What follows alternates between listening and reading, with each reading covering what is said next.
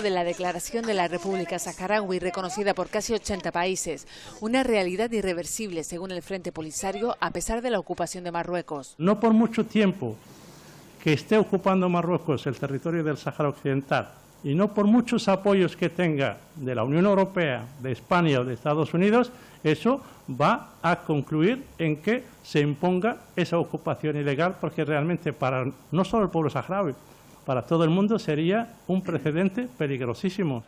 Precisamente ha vuelto a instar a España a cambiar de postura. Tras la visita de Pedro Sánchez a Marruecos, se ha vuelto a poner sobre la mesa la posible cesión del control del espacio aéreo del Sáhara Occidental que se hace desde Canarias. Entra en el marco de ese chantaje que realiza Marruecos constantemente, también a través de los flujos migratorios. España no es soberana, no es la dueña de ese espacio para concederlo a una potencia ocupante como es Marruecos, y nos va a encontrar de frente en caso de que eso suceda. Exigen además a Naciones Unidas que reconduzca la situación en la zona en conflicto del Guerguerat tras el fin del alto el fuego hace ya más de 3 años.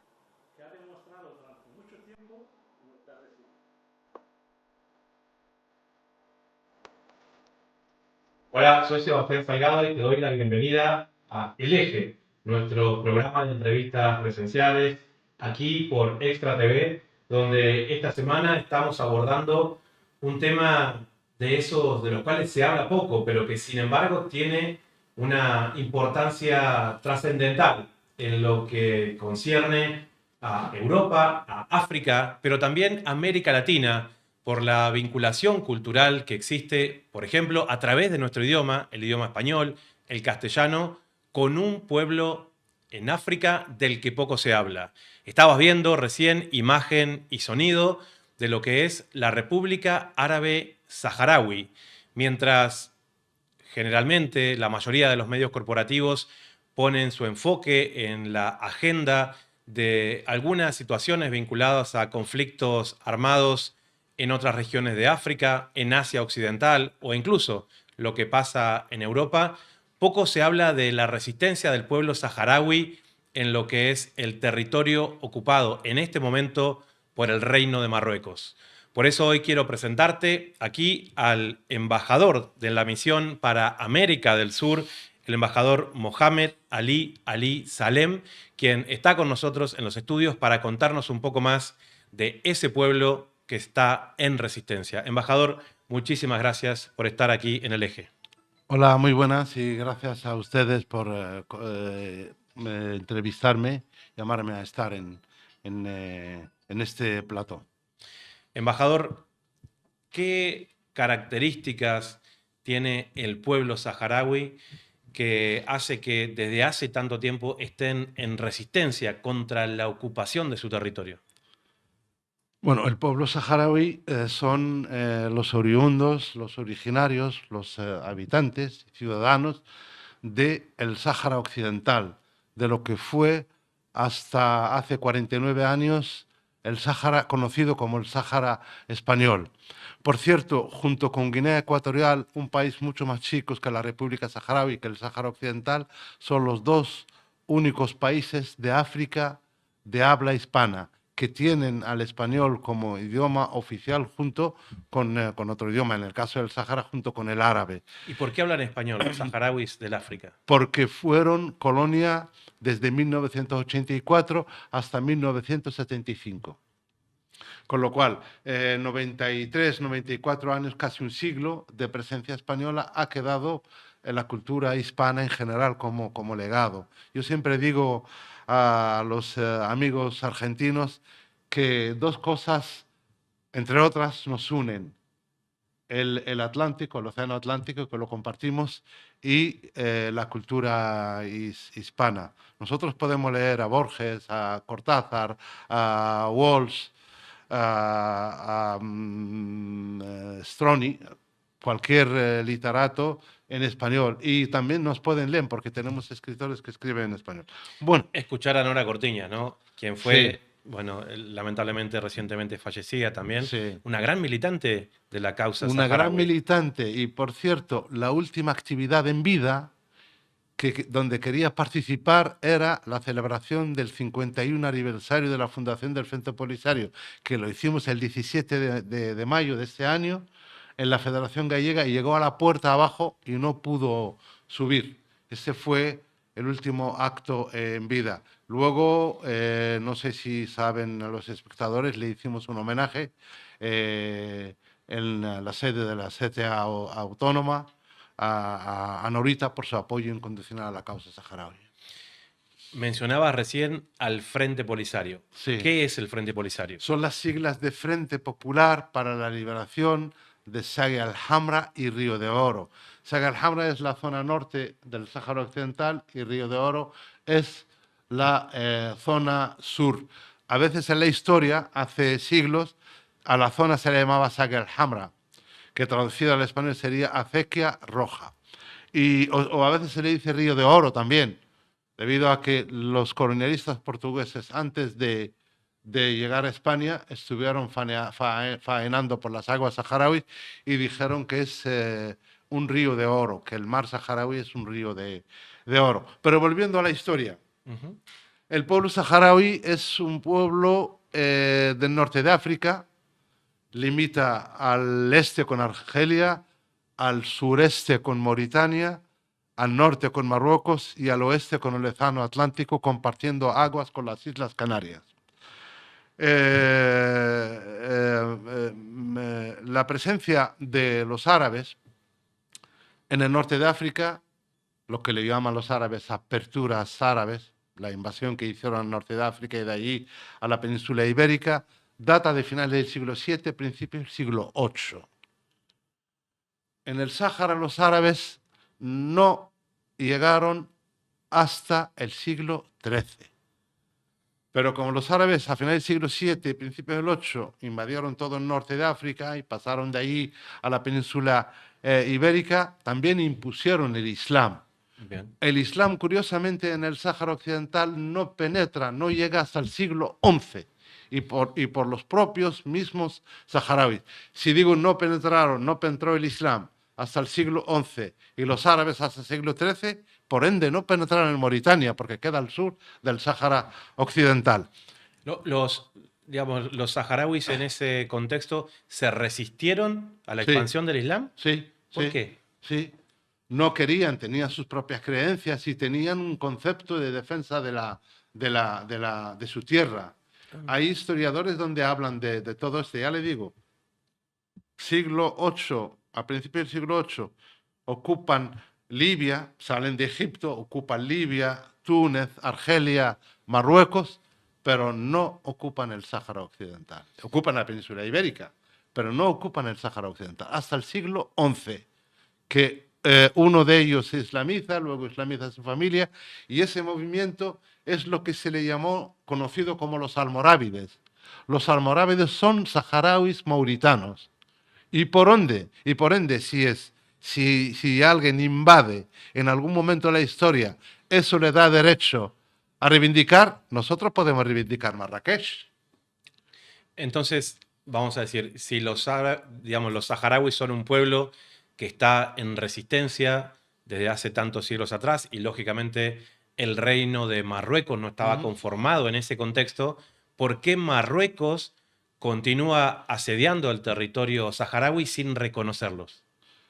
Marruecos, a principios del siglo XX, ha habido un político marroquí que creó la idea del Gran Marruecos. Gran Marruecos empieza en Tánger para ellos, bueno, en Ceuta y Melilla, son plazas españolas, y acaba en el río Senegal, con lo cual se lleva todo Marruecos, se lleva el Sáhara Occidental, se lleva Mauritania, se lleva el suroeste de Argelia, la zona de Tinduf y Bachar, el norte de Mali, llega hasta Tombuctú. Ese es ese sueño de un iluminado, entre comillas, marroquí, se llama Alal El Fassi, que implantó esta teoría y bueno, ellos en el 63, a los pocos meses de la independencia de Argelia del colonialismo francés, invadieron la zona de Tinduf y han sido repelidos por el ejército argelino. Mauritania logra la independencia en 1960. Marruecos no lo reconoce hasta 1965, 2 años reivindicando que Mauritania forma parte de ello. Obviamente, si el Sáhara fuera marroquí,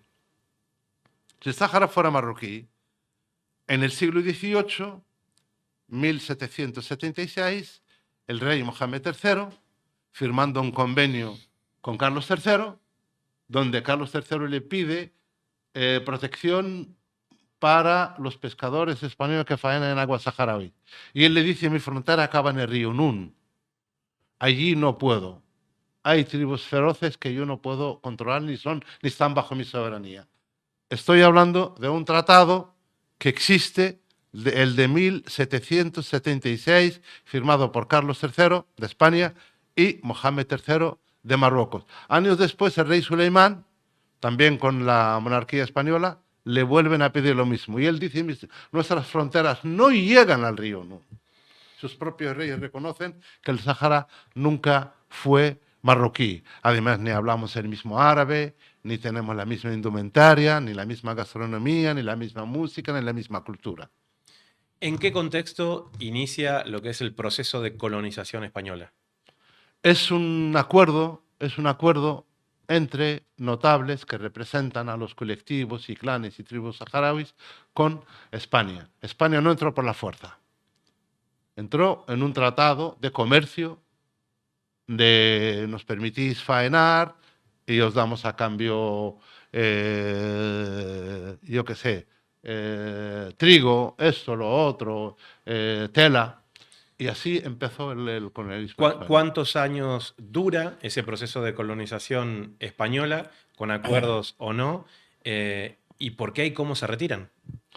Empieza en 1884, después del infame y célebre Congreso de Berlín de las potencias coloniales europeas que se reparten el continente africano, y termina el 26 de febrero de 1966, de una manera vergonzosa, traicionera, y no puede. En ese momento ha habido una resolución, estoy hablando de diciembre del 75, donde las Naciones Unidas le dice a España que no puede retirarse del Sáhara sin la celebración de un referéndum, que no puede entregar la soberanía porque no la tiene.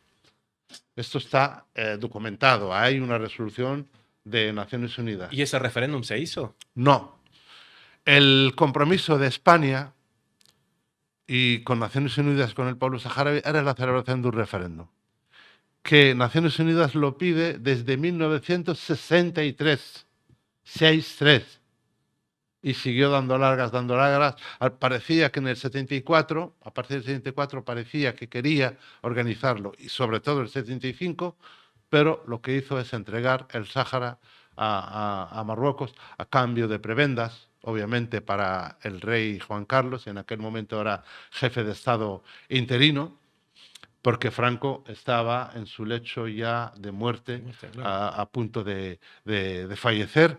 Y después un acuerdo donde teóricamente España debería durante 10 años quedarse con el 60% de la pesca, el 60% de los fosfatos, que por cierto el Sáhara es la potencia número 1 en fosfatos. Los yacimientos de fosfatos de Bucra son los más grandes, más inmensos, de mejor calidad y que se pueden explotar a cielo abierto. Y el Banco Pesquero Canario y Saharaui es conocido como uno, si no el más, es uno de los más grandes, junto con otras riquezas, porque si fuera, como su nombre indica, Sáhara, un desierto donde no hay nada, nadie seguramente lo quería. Y Marruecos lo que quiere es el territorio, porque ha hecho una tentativa de genocidio y la sigue perpetrando, pero ha bombardeado con napalm y fósforo los saharauis que han huido cuando en el momento de su presencia en el Sáhara Occidental.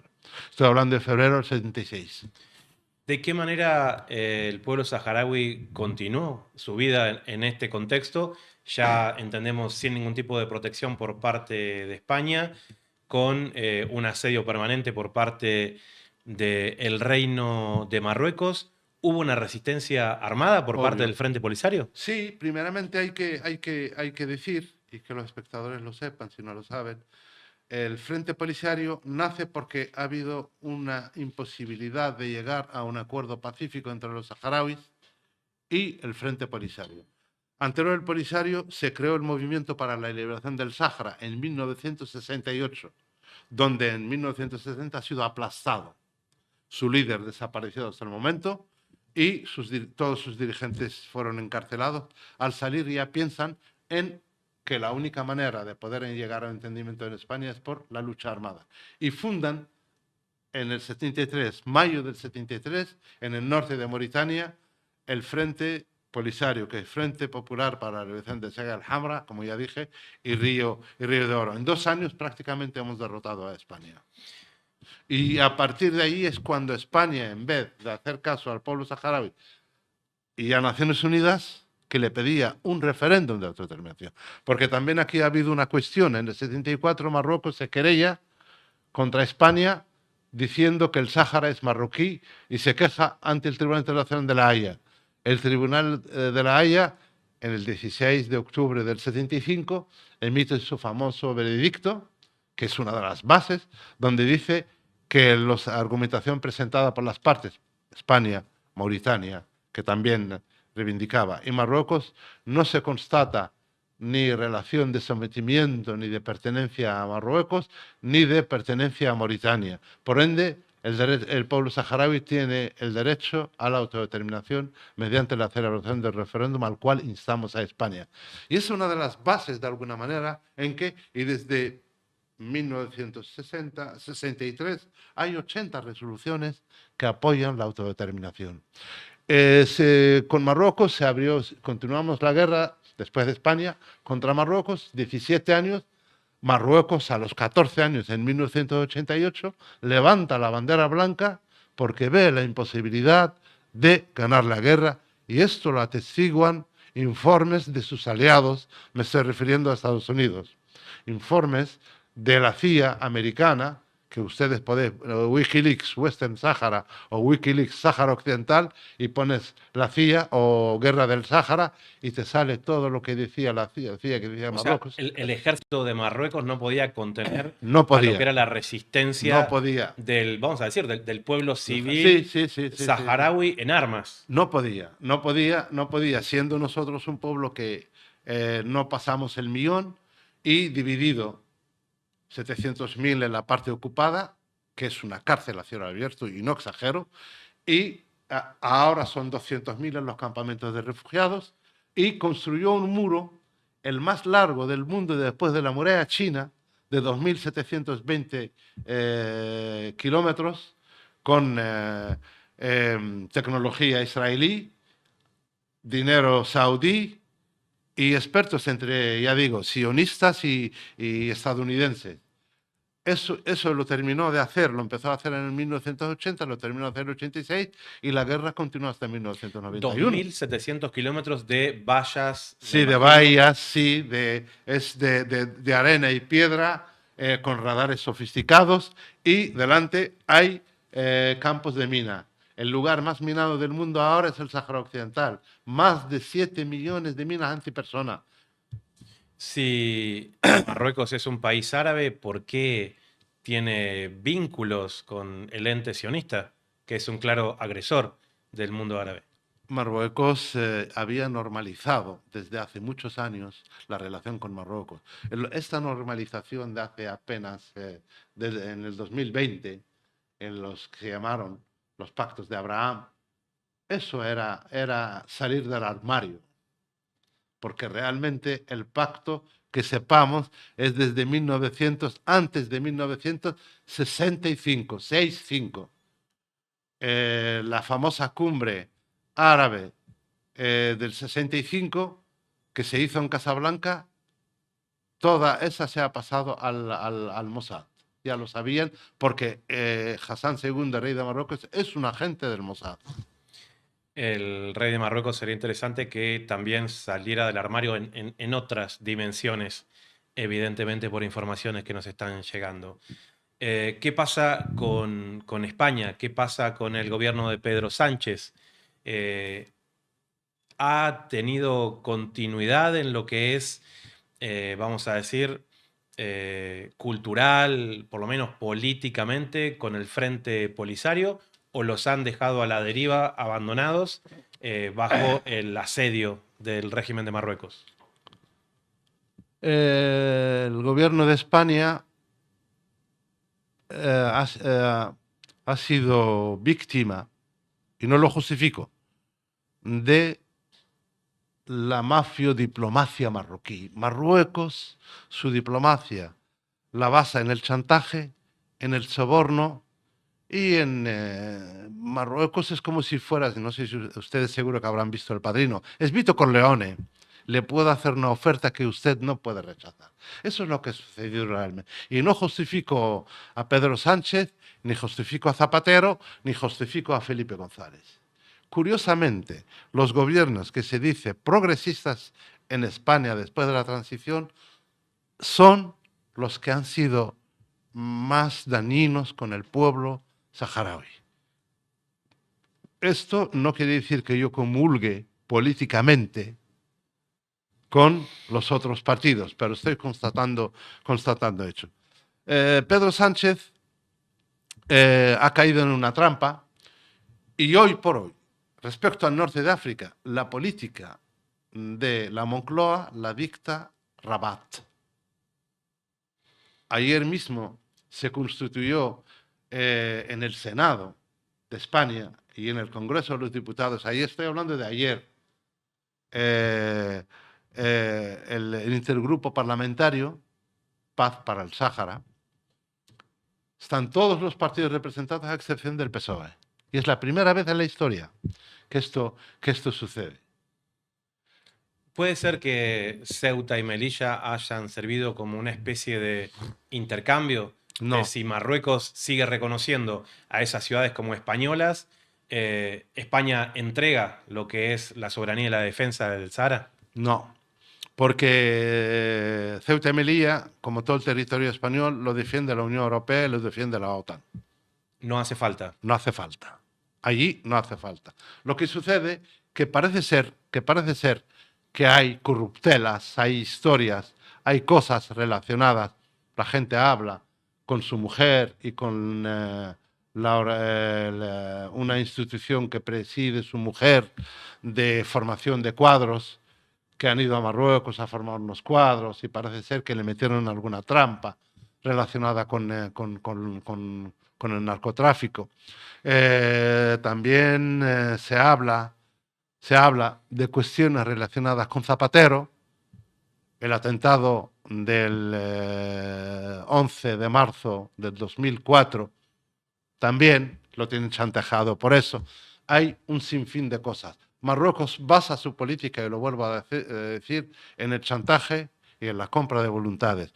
No sé si ustedes han oído hablar del Marroco Gate, donde parte de los eurodiputados europeos, en su mayoría del Partido Socialista Europeo, españoles, griegos, franceses, belgas, han sido comprados con dinero marroquí para defender sus tesis anexionistas del Sáhara Occidental. Pero bueno, en Europa, afortunadamente, en este momento está la causa saharaui en lo más alto, defendida por el Tribunal Supremo. Hemos ganado el 4 de septiembre pasado 3 sentencias donde realmente queda muy claro en las mismas sentencias que el Sáhara Occidental y Marruecos son 2 territorios distintos y separados, que no se puede negociar, ni vender, ni comprar productos saharauis sin contar con el consentimiento del pueblo saharaui representado por el Frente Polisario. Y estas 3 sentencias son inapelables. Con lo cual, ya le hemos dicho a la Unión Europea que estamos a la Comisión y al mismo Consejo Europeo, estamos decididos a negociar, y estamos abiertos con todas las empresas. Y esto vale para todas las empresas de los 27 países que conforman la Unión Europea y para cualquier empresa del mundo, sea china, sea paraguaya, sea donde sea, que tenga en su capital un solo euro. Podemos llevarla a juicio y con seguridad que ganaremos este juicio. seguimos en la lucha armada. Hoy mismo ha habido un enfrentamiento con las tropas marroquíes que están acantonadas en el muro. Seguimos construyendo el Estado saharaui, los campamentos de refugiados, los territorios liberados. Sigue la resistencia civil pacífica en la parte ocupada por Marruecos, que son 2/3, y seguimos en la batalla también judicial y jurídica, en la batalla diplomática. ¿Cuáles son los aliados políticos del pueblo y la República Saharaui y qué países los reconocen como un Estado-nación? Como Estado-nación nos reconocen 84 países en el mundo. Estos países están encabezados por aliados incondicionales a la causa saharaui. Y cito Argelia, Sudáfrica, Cuba, Venezuela, Namibia, Etiopía, Tanzania, podría seguir todo el continente africano, Honduras, Colombia. Estos son países incondicionales en la causa Nicaragua. ¿Qué pasa con la República Argentina? La verdad, el amago o la cercanía o el reconocimiento, bueno, es un reconocimiento que se ha hecho, porque si Dante Caputo en 1988, el 16 de mayo, le escribe al canciller saharaui y le dice: en días anunciamos el reconocimiento a la República Saharaui, luego desde ese momento no ha habido ningún... Recordemos para quienes nos ven fuera de Argentina que Dante Caputo era el canciller o ministro de Relaciones Exteriores del presidente Alfonsín, en lo que fue el primer gobierno democrático después de la dictadura argentina. Un canciller que recordamos mucho por su manera de hablar, afrancesada y demás. ¿Él les había prometido a los saharauis que Argentina iba a reconocerlo? ¿Qué pasó? Sí. Tengo copia de la carta. De luego no sabemos qué ha pasado. Ha cambiado el gobierno, vino otro gobierno, luego ya no hubo ningún acercamiento. Aquí voy a decir una verdad. Yo no sé si le mostrará a alguien. Después de Raúl Alfonsín, el mejor gobierno que se ha portado con el tema saharaui es el gobierno de Alberto Fernández. Lo repito, Alberto Fernández. ¿Por qué? Se han portado muy bien en Cancillería, a mí me recibían a nivel de embajador, y empezábamos a tener un trato que podría haber culminado en algún reconocimiento. Eso es, los demás gobiernos, sea el que sea, no se han acercado al tema saharaui y muchos han impedido muchas actividades que se querían hacer, que mis compañeros querían hacer, porque yo eso no lo he vivido. Yo he venido prácticamente con el gobierno de Alberto Fernández. Embajador Mohamed Ali Salem, esperemos que la República Argentina prontamente pueda evaluar, reconocer también a la República Árabe Democrática Saharaui, como lo hacen otros países latinoamericanos, porque evidentemente la lucha de tantos años lo amerita, los procesos históricos que usted nos acaba de mencionar de manera minuciosa aquí en el eje, nos hacen también dimensionar la importancia de poner al pueblo saharaui a la vanguardia de esas luchas por la liberación que estamos viendo en diferentes partes del mundo, como es la lucha palestina, libanesa, la de Yemen, también la importancia de tener siempre presente a lo que es la resistencia del pueblo saharaui. Embajador, muchísimas gracias por haber estado aquí en el eje. Gracias a ustedes. Una última palabra. Quiero agradecer a todas las personas, amigos y amigas en Argentina solidarios con la causa saharaui, en general a la asociación, en especial a la asociación ASLA, al Comité de Amistad, a la red de periodistas por la descolonización del Sáhara, a la asociación argentino-árabe de Rosario, a la asociación de Córdoba, a los sindicatos, por supuesto, a la Liga de Derechos Humanos, y desearle al pueblo argentino feliz Año Nuevo 2025 y que haya más pobres, menos pobres, y que haya más libertad y que el pueblo de alguna manera sea el conductor de su futuro. Y obviamente, cuando antes se reconozca la República Saharaui, eso nos hará más cerca. Pero seguiremos cerca de todas formas trabajando con todos ustedes. Me siento a gusto en Argentina. Muchísimas gracias. Embajador, muchísimas gracias. Y a vos, gracias por ayudarnos a compartir el eje a través